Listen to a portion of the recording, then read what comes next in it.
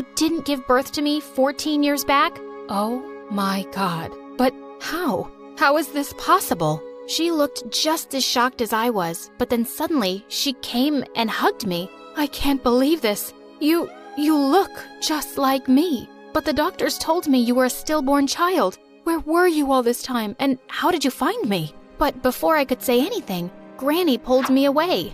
Oh, you're scaring the poor child with so many questions. She looks so tired.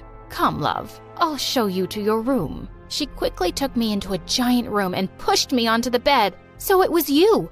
You told Mom I was a stillborn child and kept me away from her all these years? Why did you do that? It's good enough that I'm allowing a rat like you to stay in this palace. And now what? You need answers too? Listen to me, kid. Keep your mouth shut and do as I say, or I'll stop sending money to your family and all your little siblings will starve. What an evil witch! I decided to keep quiet for the time being and find out what was really going on. Later that evening, when I went down for dinner, I learned I had a sister, Maria, who was a year younger than me. Mom invited me to sit down next to her and started asking me again how I'd found her. With Granny glaring at me, I made up a story about how I'd traced my family history on a website. That sounds like complete rubbish. What website? Get a DNA test and prove it. No, that's not needed.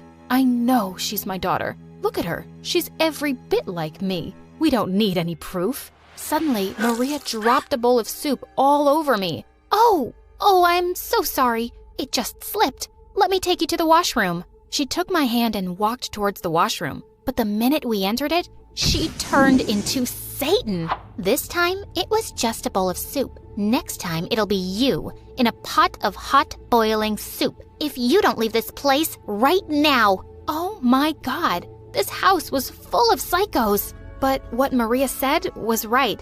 I had to get the DNA test done just to verify things. And indeed, I was her daughter. But I still didn't know if she was a good one. Then one night, as I was lying in my bed, Mom came into my room and started talking to me about her life. At first, I was hesitant, but she was just so sweet. Don't mind Maria if she's cold to you. She's just really attached to me. She'll be fine. And honey, I'm so glad to have you back in my life. Suddenly, I had tears in my eyes. For the first time ever, I knew what it felt like to have a loving mother, and she was just awesome. But my happiness was short-lived because Mom was going out on a business trip for some time, and that meant I was stuck with Granny and my evil sister now. At school, she was like the boss of the bullies. Once, she saw a girl wearing the same dress as her, and she said, "How dare you try to wear the same dress as me?" Saying that, she grabbed the girl's dress and tore it to pieces in the corridor full of students. What a witch!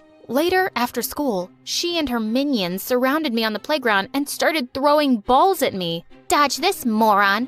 You think you can come into my life and take away everything from me? Including my mom? In your dreams, jerk!